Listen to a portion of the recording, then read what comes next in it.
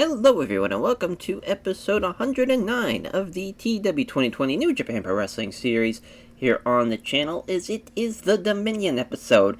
Even though it's only going to be 2 shows, because obviously we just have the Road 2 and then the final show, it is still going to be probably the second biggest show of the year once we get to Dominion.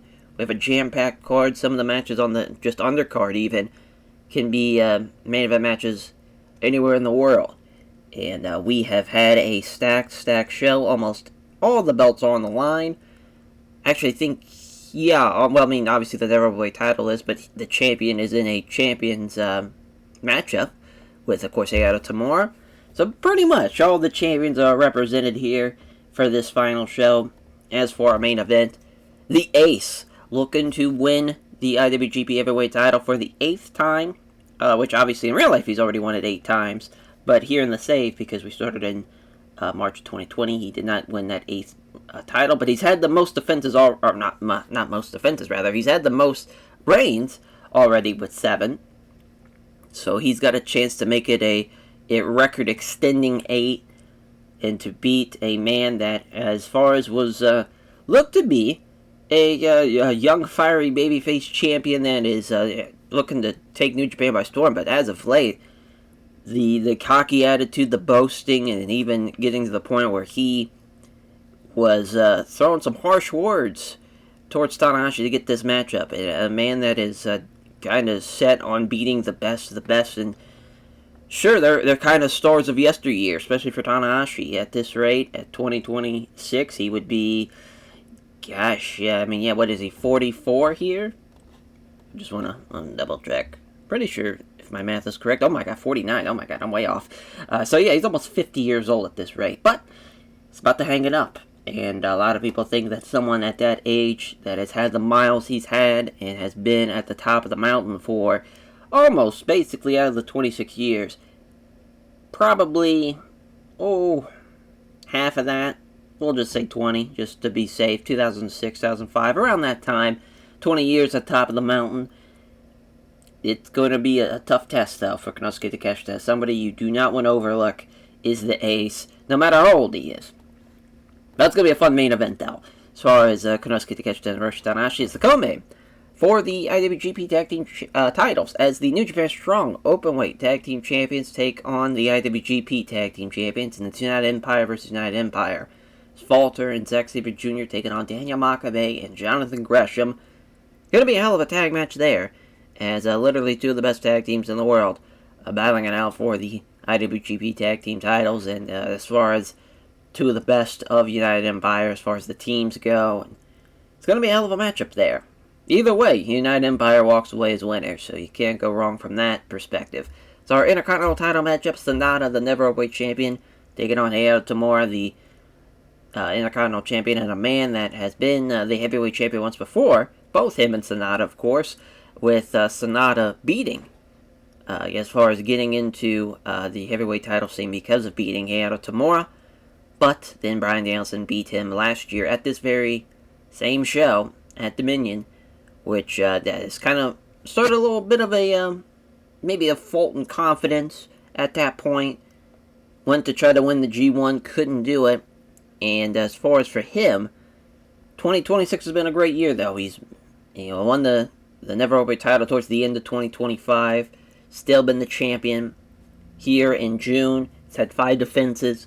And he's looking to add another title. And you already saw the episode where he, for the post-show press conference, his eyes are set on being a Triple Crown winner here in New Japan. And by that, it's not, the traditional sense of winning, the All Japan Triple Crown title. No, this is a different type of Triple Crown in his eyes, being the Neverweight Champion, Intercontinental Champion, and the G1 winner, to then go on to become the Heavyweight Champion all in the same time. That would be quite impressive. But if he's got a chance of doing that, I don't know why I just cut the thing in half. That was kind of weird. I don't know if anyone else saw that, but with Tamura and Sonata, they have their history. You have Sonata, who has really been a pretty top member of the roster, to be honest. Him and Aroma, which funny enough, Aroma was in the next match with those 2 men that have left LIJ. They've really turned around as far as what they've been able to do as far as their success. Hiromu maybe not so much because he was the IWGP Heavyweight Champion at one point, still being a part of LIJ, but now being a part of Bomb Squad, maybe he's looking to take that next step, even back into the heavyweight title scene. We shall see. As for Sonata, though, he's got a big-time matchup there with Tamura. And Tamura, he's got a chance to right his wrong and beat Sonata and get some revenge for last year. New Japan Strong Openweight title matchup with Juice Robinson and Hiromu Takahashi, as Juice looking to beat the leader of the Bomb Squad, and Hiromu looking to keep this reign going as the New Japan Strong Openweight champion. Never Openweight 6-man tag team title matchup, as it is LIJ versus the Bomb Squad, as Rush, Ryu Lee, and Samurai Del Sol against LIJ of La Sombra, Shingo Takagi, and Bushi. That's going to be a fun 6-man matchup. As far as back again with the LIJ Bomb Squad matchups. As far as it looked like Wrestling Dutaku was going to be the end of it, but we get a match here at Dominion. Just felt like that was a good time to do it. I feel like we need to have some type of Bomb Squad LIJ matchup to really showcase that that's been, one of the top stories of the year. And then you have it on one of the biggest shows. I just feel like that makes sense. Junior Heavyweight title matchup, Kushida versus Daichi Hashimoto. Kushida beat Daichi Hashimoto and the Best Super Juniors, so a little rematch here. Daichi Hashimoto, of course, won the Best Super Juniors. As far as for him, this is a chance to really culminate his year. He's had a tremendous year in 2026. He's been one of the best junior heavyweights in the world. He's been one of the best juniors on the roster. He's proven time and time again that he is one of the best in the world. Winning the Best Super Juniors is just maybe the beginning for him. If he can win this match here and beat someone like Kushida, who's been one of the best juniors of all time, that would really solidify his title reign. As for the Jon Moxley, Tyler Black, non-sanctioned Tokyo Street Fight, of course this show is taking place probably in the Osaka Dome. So to have this match take place, a non-sanctioned Tokyo Street Fight, basically the idea is we take a little bit of what DDT used to do. They kind of do it still, but they kind of have gotten away from it a little bit as of late, but they still kind of do wacky shit like this, where the beginning of the match, I would say the first 2-3 minutes, it's kind of filmed very much like a cinematic, like over the top kind of maybe like a short film, or like maybe you could just say, we'll just say short film, where you really showcase kind of, you look around at kind of the as far as the area around the Tokyo Dome, with kind of the like a crazy, like maybe not a crazy filter, but just like a more dramatic filter, where it's filmed more like a film would be, instead of like what pro wrestling's filmed by. And you showcase kind of around the area, and then you see Moxley appear, and Tyler Black is like on the Ferris wheel, and he's just maniacally laughing his way down to it. And there's going to be a lot of spots we're going to talk about for that match to go into detail, but that's just kind of the premise of how they get there to this Tokyo Street Fight. And then as it's a quiet, and there's nobody around, into when they appear, everybody appears, and it ends up being filmed much like the camp matches, or the apartment matches, or the one Suzuki and Sanjiro Takagi. They've done a couple of. They did the one match on the train, stuff like that, where it's filmed like a traditional kind of wrestling aspect, but it starts with kind of that type of cinematic type of approach to it, where it's kind of like these the badass shit kicker and Moxley appearing for his fight, and Tyler Black like a like a kind of arch villain, is as far as appearing out of nowhere off the off the Ferris wheel. Just feel like that'd be a funny way of having him kind of appear, but it turns into a bit of a pretty bloody affair, to be honest. That's going to be a fun match to talk about. The junior heavyweight tag team title matchup, though, with the Velocities against El Hero del Airbender and Francesco Akira. We get this matchup here. We almost had it at one point, but one of the Velocities got hurt, now we get it here at Dominion. Two great junior teams, and really for the Velocities, man, talk about a great rise to be where they've been at the beginning of the save. One of the kind of younger teams, the younger junior teams, and was really on the come up for a long, long time. And now they've really had a chance to. They've had junior heavyweight title success before. They're looking for it again here to be the two-time junior heavyweight tag team champions, or will El Hero del Airbender and Francesco Kira keep the reign going and be one of the best teams in the world still? We shall see. And then the women's title matchup will open up the show. Ashley Flair, Julia, the best of the best as far as for what we have seen from the women's division so far. Ashley Flair was the first champ, and, well, I guess technically it was Saletta, then Ashley Flair. But our first champion, technically, was Ashley Flair. And then for Julia, both of them have had tremendous reigns, long defense, or many defenses along the way, long reigns. But this is a chance to see who is the better of the two. They finally face one-on-one. It's going to be a lot of fun to see how that match plays out. As we have our Road 2 show lined up already. So we can just go ahead and get right into it. As we have a backstage incident, it's Yuji Nagata and the Great Okan. Nagata passing on psychology tips to the Great Okan. So our main event, we're taking the heavyweight and junior heavyweight title matches, putting them into one. The tag matchup, Konosuke Takeshita and Kushida, so champion and challenger versus champion and challenger. It's going to be a time of a draw here. Hashimoto and Tanahashi didn't want any of those guys to lose. Didn't want Kushida or Konosuke Takeshita to lose, so just felt like this was the best case scenario there. Then we're going to have Brody and Will Hobbs against United Rage as the code name. So Will Hobbs is going to beat... I didn't pick a winner there, but they're going to beat the Katsuya Kitamura Great Okan team. I'm assuming he's going to beat Katsuya Kitamura. We'll see, though. Then Mexa Blood, L.I.J., this tag match, Ryu Lee, Samurai Del Sol against Shingo and Bushi. Ryu Lee's going to beat Bushi there. Fun little match, though. Obviously, we're taking the trios match and making it a tag match, or a six-man matchup, if you will. Taking the six-man title matchup and making it a tag match.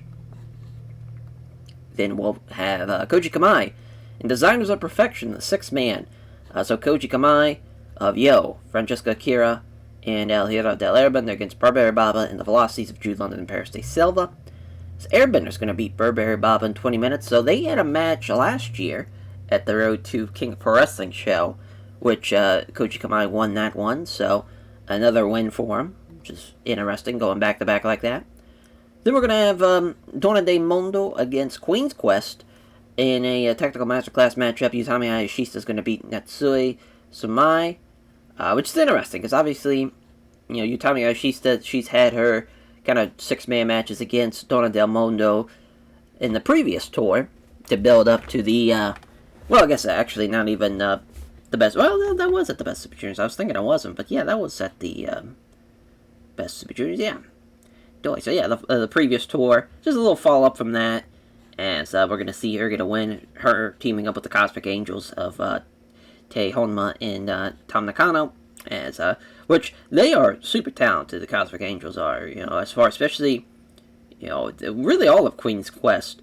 As far as you think, Utami Hayashishita 27, Tam Nakano is 31, and then obviously 30 for Tei Honma. So that's pretty crazy to think how young those girls are and how great they are, and having the experience they have too.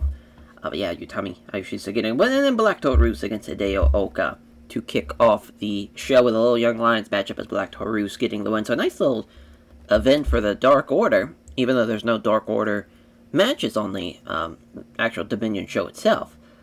But still, nonetheless, we find out they don't have any chemistry as far as with Black Taurus and Hideo Oka. Forgot to pick a venue, so they're at the Yokohama Cultural Gymnasium, which is fine by us. Since we're going to run Dominion, obviously, at the Osaka Dome anyways. So Argentine backbreaker rack for Utami Hayashishita here. Soleto and Sakihaki, best women in the matchup. They were a slightly better team there, as far as they were a little bit better than Queen's Quest.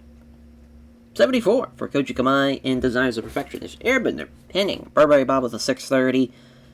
Good performance for the Velocities. Airbender, best guy in the match, which is no surprise. Yo, the worst guy in the matchup. That's also no surprise.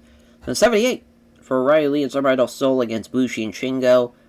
It's crazy that Bushi's finally getting worse. He was, for a long time, doing really, really well for himself, but now starting to decline physically, which is no surprise. We've been kind of waiting for this moment. Oh, he just was holding back physically. The only guy that's declining physically is Shingo.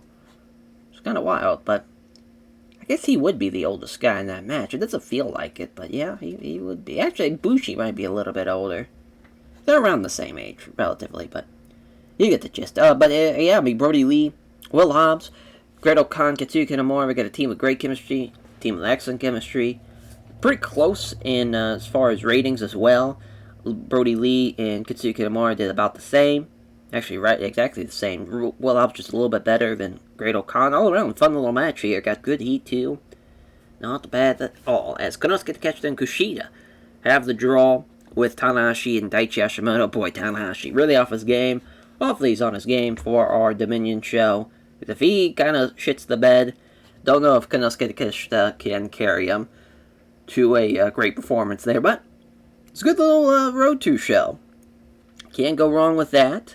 As far as, as far as only 15, 16 minutes in, and we're already going to the last show of the episode. But we got a lot of explaining to do. Plus, we'll have some post-show stuff, so it'll probably be around 35, 40 minutes all around. But nonetheless, though, as far as we're going on to Dominion now. Alright, Dominion is here. As backstage incidents, it's just Nakamura passing on microphone work to one of the young lions. He's passing on microphone work to Noriya Takawa, and he's passing on psychology to Moroka Takado, who's probably going to be the fucking ace by the time we get to, 2035. As, 100,000 people, Jesus Christ. Oh my, 121,000, oh my lord. We're going to run the Osaka Dome, of course. That's crazy, that's a lot of people.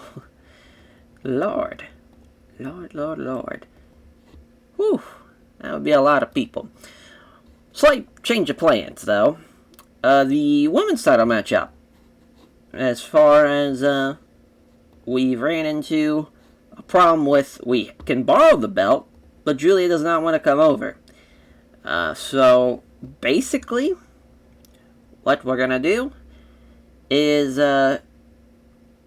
we're now going to, as far as have to have an angle where Ashley Flair has to take on a picked member of Donna Del Mundo, which, looking at kind of Ashley Flair, who she's faced, because we've given her Saletta in the past, as, she beat Toni Storm. Wow, that was an Oz match, that's cool. I'm trying to remember if she beat Anna Nakamura for the belt. We had the Toni Storm match. And we had the Viper match. Maki Ito, Andreas Miyagi. BB Crawford. Wow, so she did not, never mind, I thought she had a singles matchup with Saletta, so I guess that's going to work out perfectly. So yeah, let's, double check. So I was pretty sure that match happened. We're at the U's. Hold on. There we go. Yeah, they never had the singles matchup, so that's going to work out. Alright, so it's not a terrible idea. But we get a matchup, at least, out of it. Just sucks that, basically, we're going to have to write off Julia. Now, Julia was going to lose anyways. However, it sucks that now it's not going to be a big matchup as far as Julia and Ashley Flair. I mean, that's a big-time matchup. This is going to be a good match in the mod and whatnot, but it's just not going to be at the same level. But, hey, that's what happens. And, I guess we could vacate the belt, but since we've borrowed it, and she's not coming over, this should make her the new champ. We'll see. It's going to be kind of funny how that works out, but yeah. As far as with, Saletta, then Hana Nakamura, then Ashley Flair, it just seemed like, this was kind of necessary to have that match with Ashley Flair and Julia one-on-one, which we'll still be able to have at some point, hopefully, by the time that all comes together. But yeah, that's that match. So as far as the main event, Tanahashi, Konosuke Takeshita. Tanahashi will not, in fact, beat Konosuke Takeshita. So the Cinderella story, it's clock is stricken midnight for the Ace. So he loses to Konosuke Takeshita. This will be their first singles matchup. It's going to be a nice match, though, to have Tanahashi really be able to have a match with somebody at, 19 years his senior, and to be able to really have a passing the torch moment is what this is basically coming down to with that. Then United Empire versus Makabe and Gresham. Volter's going to beat Jonathan Gresham. Yeah, this just comes down to sheer size. Zach and Makabe and Gresham, they're obviously around the same size, but I mean, Gresham's obviously way smaller than everybody else, but then you have Volter in there, and it's like, alright, he can't lose. You can have Volter in there losing to Makabe or even Gresham, so this just came down to size, really. They've never had a 2v2 matchup before, so this is another first time 2v2 matchup as well. But a nice win for United Empire nonetheless, as, we're going to have to bump that up every time. Then we'll have the Sonata Tamura matchup. And how about that? Sonata does, in fact, beat him once again. So this has been, God, when we had the heavyweight title matchup, that was the last time they had a singles matchup. Tamura successfully defended the Never Openweight title the year before that. So it's kind of funny how every year they've had a singles matchup for a title. It's been for the New Japan Strong Openweight. Now it's been the heavyweight and the Intercontinental title. But how about that for Sonata? As far as a lot of people probably assumed he was just kind of talking out of his ass as far as being able to, wanting to be this Triple Crown champion, if you will, and a Triple Crown winner. He's got a real shot at doing it now. He's just got to win the big one in the G1. But a big win for the Never Openweight champion. There's now a double champion. So there's two double champs right now in the company, which is kind of rare to see. Then the Juice Hiromu matchup for the New Japan Strong Openweight title, which Hiromu's going to retain. No surprise there. He's only had the belt for, not even a month, I don't think. Oh, yeah, a little over a month. Yeah, May. Yeah, so that's when obviously he beat Okada for it. This will be his first defense, though. So, yeah, I just felt like he needed a nice defense there. Them and Juice have a match. Never Openweight 6-man tag team title matchup. Bomb Squad versus LIJ. And the LIJ team will win. So they're going to get another victory over this Bomb Squad team. Obviously, it's a bit different than the Bomb Squad team they beat for the belts back in May. But they're going to be their second defense. And so far, a nice little run for the LIJ team. It's crazy. They've now tied for the most defenses in a calendar year. Hard to believe, as far as Blastoff had 3 defenses. That was the most that's been the kind of the cap. Besides the Peace, Love, and War team there with 4 defenses with Coughlin, Connors, and Juice. And Calvin Takeman there with 4. Rushmore, the Bucks and AJ at 5. 5 seems to be the magic number. That's, yeah, and then this is pretty much where it stopped here. My God, that's crazy. There's been that many champions in the save. Woo! Obviously, the Never Openweight 6-man belts. They change hands pretty frequently compared to some of these other belts. Like, you can look at the heavyweight title, and yeah, you don't even have to scroll down that far. Intercontinental title, same thing, and junior heavyweight title, a little bit you gotta scroll down, but no, it's right here. But yeah, just kind of shows you that when those belts are like that, and of course the New Japan Strong Openweight champs, Walter and Zack Sabre Jr., they've been the champs since December. They're looking to tie the Bucks, though. So far, they've had a lot of long reigns, these New Japan Strong Openweight tag team titles. For the most part, they've been pretty long reigns. But yeah, just as far as Sombra getting the win there for LIJ, then Kushida, Daichi Hashimoto, and the Steel Show matchup here. 13 minutes, which is really short, kind of looking back at it. I feel like that's just kind of the right call. Out of the matches that I would like to not give a lot of time to, this would probably be one of them. Which is, I think is going to play to Kushida's strengths and Daichi Hashimoto's strengths, to be honest, doing that. But, yeah, Hashimoto with another successful defense. As we'll just drag that back down. So the non-sanctioned Tokyo street fight here is, yeah, we had to make it an actual match here. Gave the prestige average. I felt like that was pretty fair. But yeah, it's a pre-tape. It's outside the Tokyo Dome here, that kind of arena, that or area rather. I don't. Oh, that, yeah, I said area, not arena. I'm an idiot. As the area that's kind of, you know, it's got a like an amusement park. It's got I want to say there's like vendors. There's a bunch of other shit that's around that area. It's like a fun little spot. I'm surprised. I mean, I'm sure off the top of my head, I'm sure someone has wanted to do something like DT. Obviously, that's kind of there. That would be something that they would be right up their alley to do. Maybe something like that there. Maybe they just can't, from a perspective of like, maybe it's a different part of the arena, and so you can't, like, you know, as far as when you are able to run the Tokyo Dome, you're not able to kind of run stuff outside of it. Maybe that's kind of a rule, who knows. But nonetheless, though, very, very fun idea to have something where you pre-tape it, you can have a fun environment. They're going to go all over the place, though. It's going to start at that kind of pier amusement park section, but it's going to go into the actual streets outside the Tokyo Dome.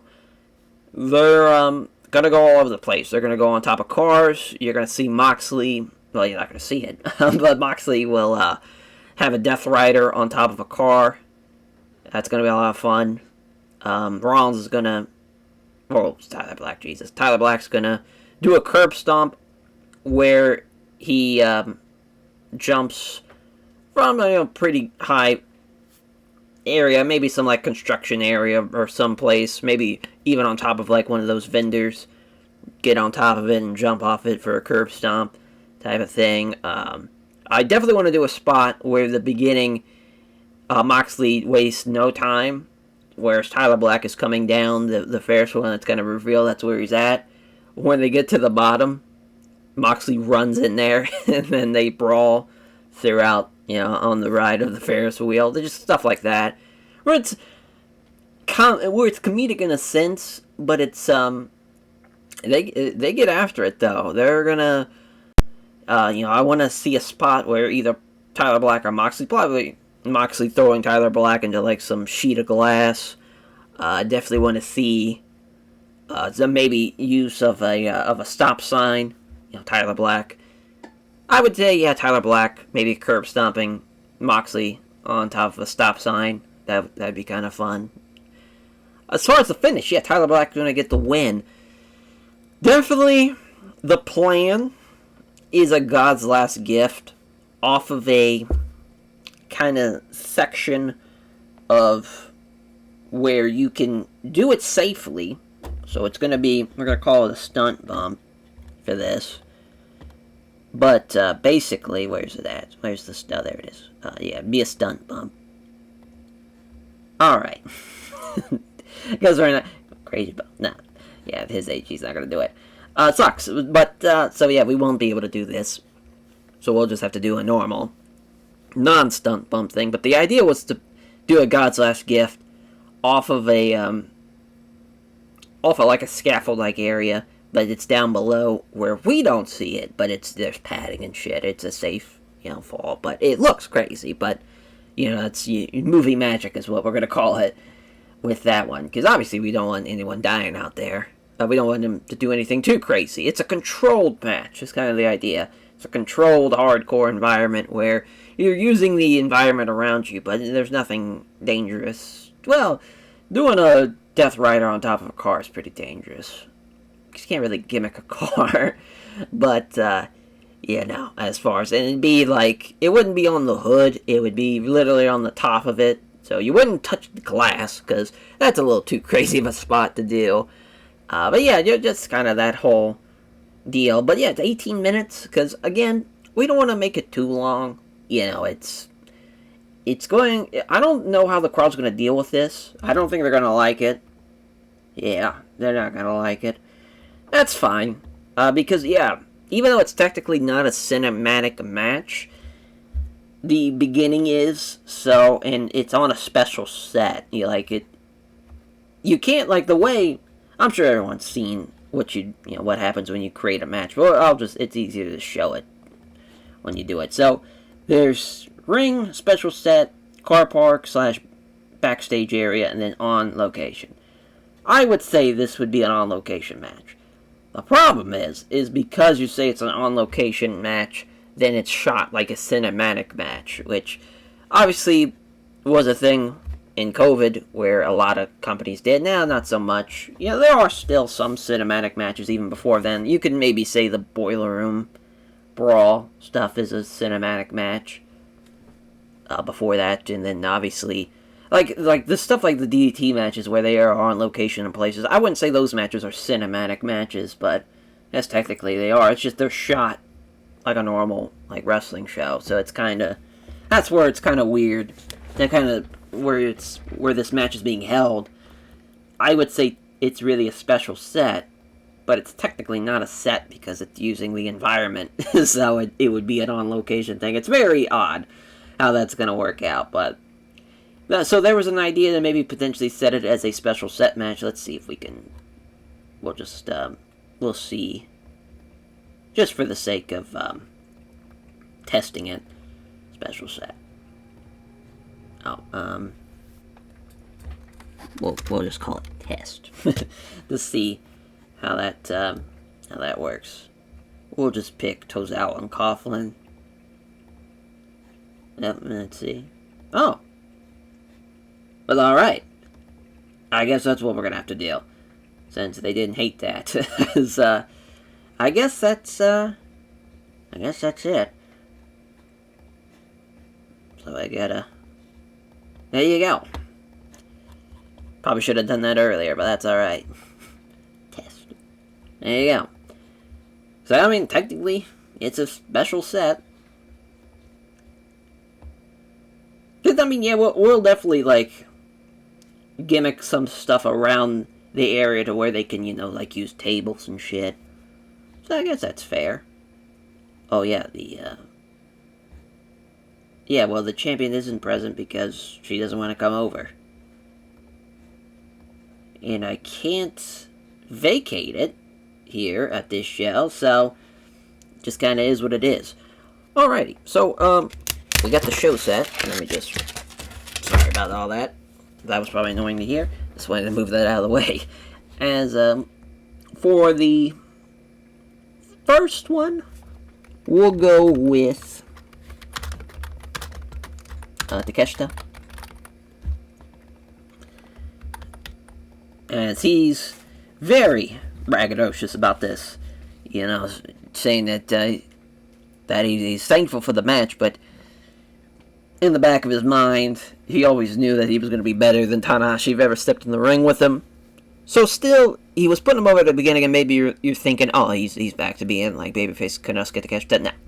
No, he immediately kind of takes a dig at him and then says, it would have been nice to have this match maybe 10 years earlier to really prove my stuff, but, I don't have a time machine type of thing. And for Konosuke Takeshita, talks about, what it's like to beat the best of the best, and how he's proven time and time again that this is his company now, as far as this is the era of Konosuke Takeshita in New Japan Pro Wrestling, and he's, as far as once you can start calling him the ace now of New Japan, and that, when Tanahashi's retired, there's really going to be a new ace and a new sheriff in town. But before he ends it out, you could say there's some commotion. You hear some laughter coming along out of frame, and in comes Kazuchika Okada. So Okada laughing and saying, "My God, this is it's like seeing looking in the mirror almost." As far as with Konosuke Takeshita, sees a lot of himself in Konosuke Takeshita, and he just says, listen, you can win all the belts, you can have all the success, but I was doing that at 25 years old. I beat Tanahashi for my first IWGP Heavyweight title at 25. I was the longest reigning IWGP Heavyweight Champion. I've had the belt longer than anybody.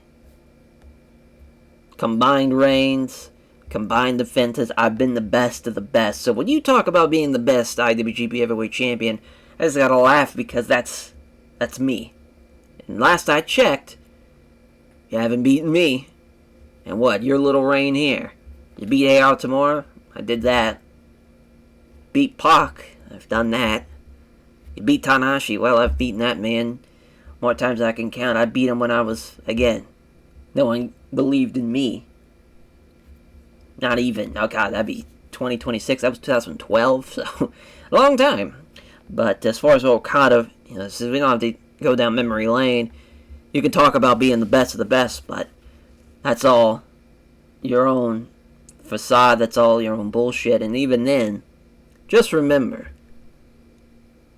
the championships, the attitude, the money, the fame, it can get to your head. God, it happened to me.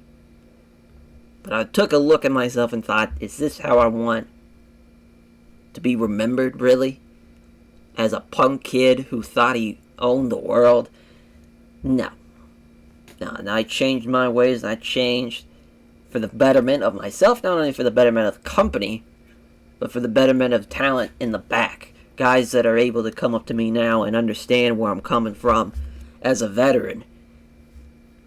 And I see the mistakes that I made in you. And I hope the office puts me in the same block as you for the G1 so I can maybe, slap some sense into you. And Konosuke Takeshita takes some exception to this. Shoves him. He shoves him. It's a get away from me. It has been. I hope they do. As far as for Konosuke Takeshita, really poking at Okada, trying to get the maybe get that fire out of him, much like how he got Tanahashi. So he's really playing this character. It's not really a character. It's just this punk kid, in a sense of firing up a lot of the old guard at this point. It's crazy to think that Okada would be the old guard here, but I mean he's 39 at this point. I think that's correct. I was off with Tanahashi's, 38. Alright, so at least I got one age right. So yeah, I mean, it's crazy. I think he'd be almost 40 years old, but even though they're 8 years apart, it's fascinating to think of the career that Okada's had, where when you've been the top guy when you were 25 years old for over a decade, and what he's done for the company and whatnot. And Konosuke Takeshita thinks that, God, he's beaten Tanahashi now. If he can beat the Rainmaker, at least in his eyes, that he views him as the Rainmaker, and not this zen, peaceful, wisdom-filled Kazuchika Okada. So it's a nice arc, for Konosuke Takeshita. That's going to be a lot of fun to see if the office, in fact, makes them puts them in the same block. I just realized Tyler Black and Moxley. Yeah, that's got to go here. That's got to go there. Yeah, I think this is all set. Yeah, all right, that's all good. Oh, never mind. Where's the Velocities match? Did we not add the Oh, no, we didn't. But I forgot that. As Paris State Silva and Francesco Akira involved in the finish here as the new champions of Velocity, so that's going to be their second reign.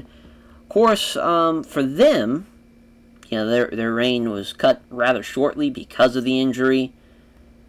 They had to be replaced as far as with Velocities and Top Flight when they had their chance at success at Wrestle Kingdom. We saw the injury. Didn't get to see the rematch, but we get it here. It's nice. It's nice to see this, and it's nice to see that both at Wrestle Kingdom and Dominion you have a match where hopefully it's not going to be as worse as that match was. Obviously, because the injury, it hurt that match a lot. They've had a hell of a run, though. Airbender and Francesco Akira, though, you see a 90, 85. That's some of the ratings that we saw with Next of Blood as champs, and even kind of before that. Wow, that's as far as... They've had one of the more successful reigns in the junior tag team division. Wow, Roppongi 3K at High Impact. Whew, it was 37. Yeah, that's those days are far behind us. So that's wild to think how great of a reign they've been. They are a hell of a team. I'm very, very pleased with how they've performed. They've done really well for themselves, I would say. There we go. So yeah, as far as we want to make sure... Actually, I think this match actually goes here. Yes, it does. Yeah, Tyler Black, Jon Moxley. 20 minutes. Saletta, Ashley Flair. Oh, that's got to go here. There we go. Alrighty. So yeah, we can go back to the post-show stuff, because, yeah, it's still that, the women's champion. Hopefully that works out, though. It's going to be very embarrassing if they just don't register that. There's a new champion, that the belt's been vacated, but it's out of my hands. Out of my hands. So, that one's obviously the big one. The big post-show press conference. We'll have one with Ashley Flair, just makes sense, right? As far as, Ashley Flair. With, really poking at Julia. It just sucks that we can't have her be, as far as actually involved. As far as that she was too scared, ducking her, and as far as from a perspective of maybe she got cold feet, didn't want to defend her belt, didn't want to lose her belt, didn't want to face the woman like her, and that being a two-time champion now, she's not going to lose this one, though, this time around. As far as from that perspective, trying to think who else. Who else? We'll go with Sonata. Is the only one, because I think that's going to be a fun one. Post. This is what I get for trying to type in the dark. Is Sonata. We'll give him a little bit of time. Sonata. Entertainment. So it's, Milano is trying to cut it for him. Trying to, again, the champion now, double champ. Trying to have, as far as the entourage of kind of girls there with the Designers of Perfection. But Sonata just, says, let me, as far as puts the hand up and just says, let me speak. And Sonata, as far as a guy that has really proven himself as of late, and really for the, since he's left LIJ, and says that this is just the beginning for him as far as this year run as a designer of perfection and being someone that, was gifted with some knowledge from Milano Collection AT and has been gifted a lot of success now thanks to hard work. So a lot of people just look at this facade and they think, oh, he's not taking himself seriously, he's not taking what he does in the ring seriously, when yet, in fact, he does, and that he is one of the best to lace up a pair of boots in the back. There's nobody that can beat him on the mat, and that he is not only just envisioning what he can do as a brand, but he's wanting to be in television shows. He wants to be in J-dramas. He wants to be, with idols, singing on albums. He wants to be in movies. He wants to be on runways. He views Sonata as not just like a performer, like a wrestler, but no, he views himself as something bigger than that. Something that is going to be transcendent in the wrestling business. Which you really don't see a lot of pro wrestlers in Japan try to go for that. Obviously, they definitely could have. But that kind of didn't really happen. Because obviously, at the end of the day, there's really...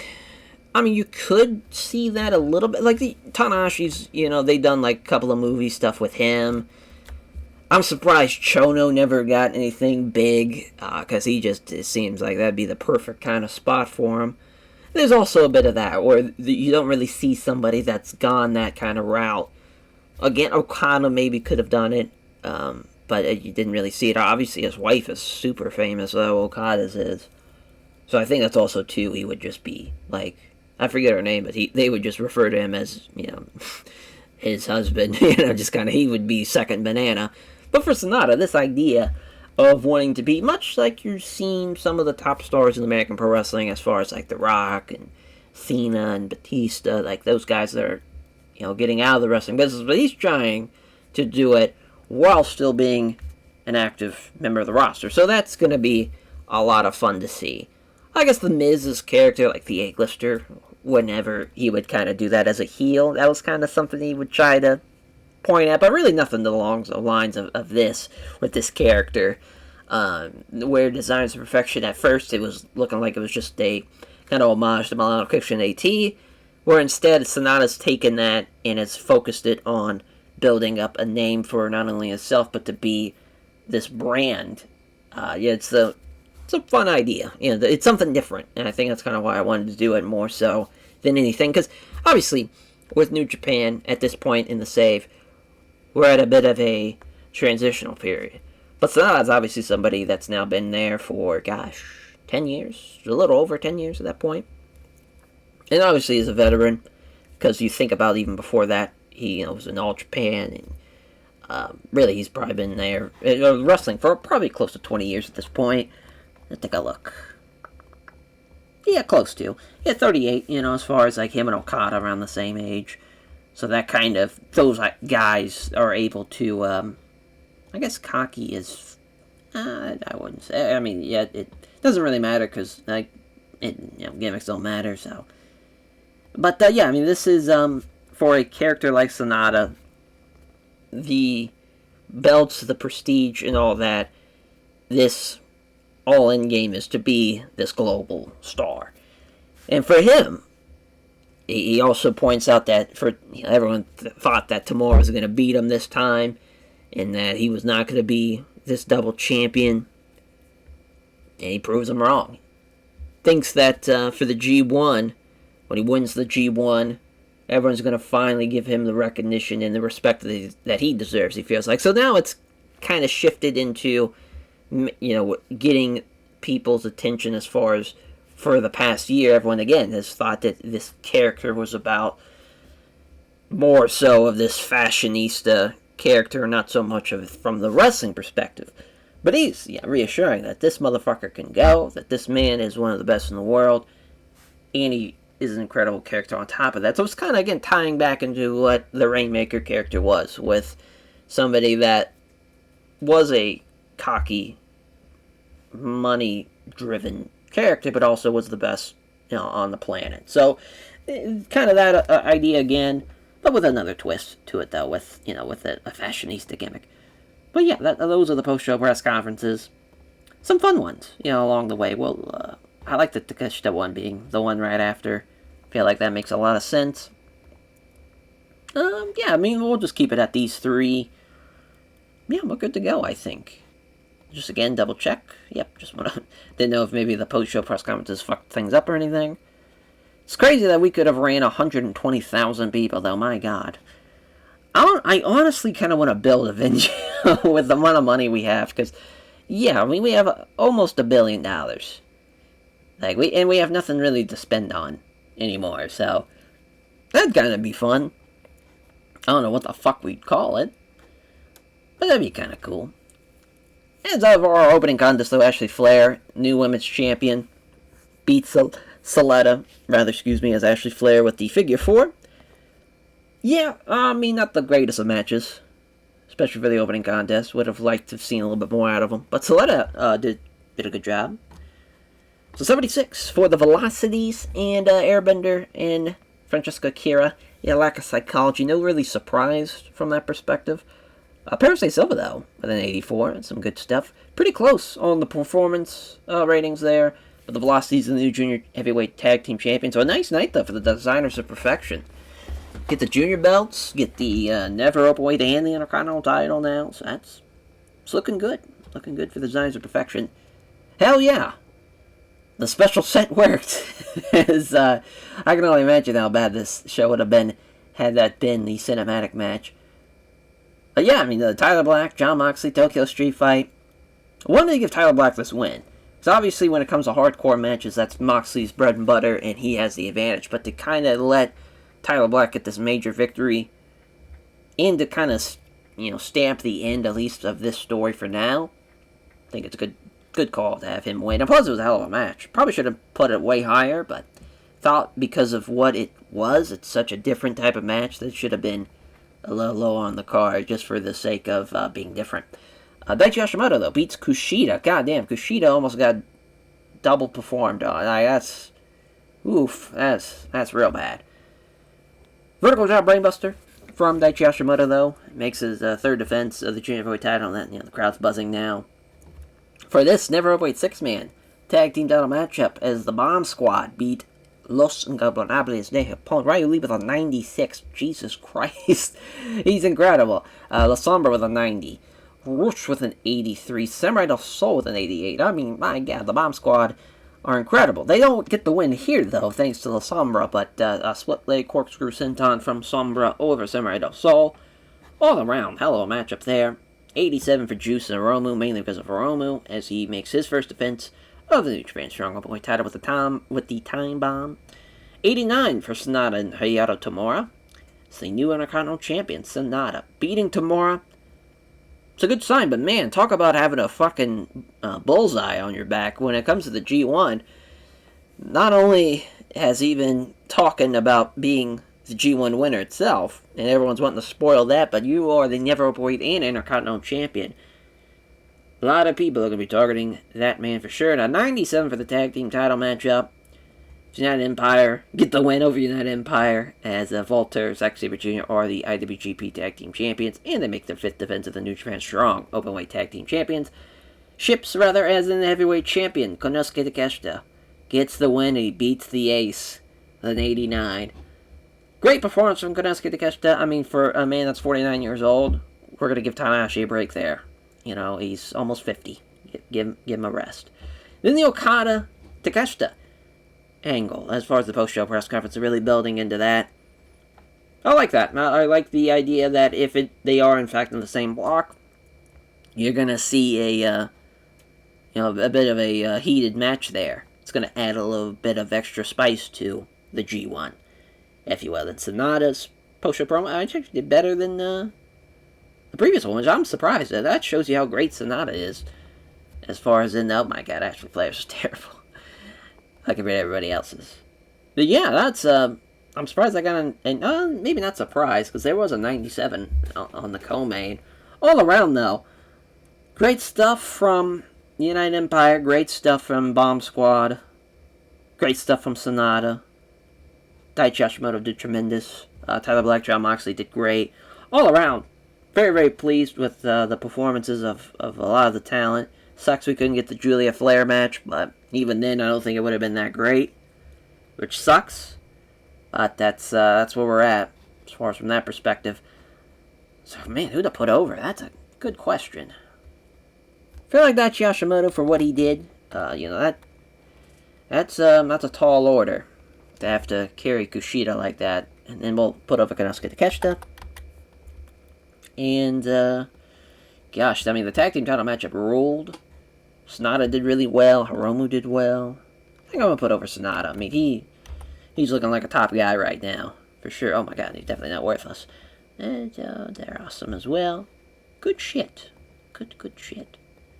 Not a bad show. Not a bad show at all. That is exactly what we kind of needed. As far as having a big-time show like Dominion, to have a big show like that, it's awesome.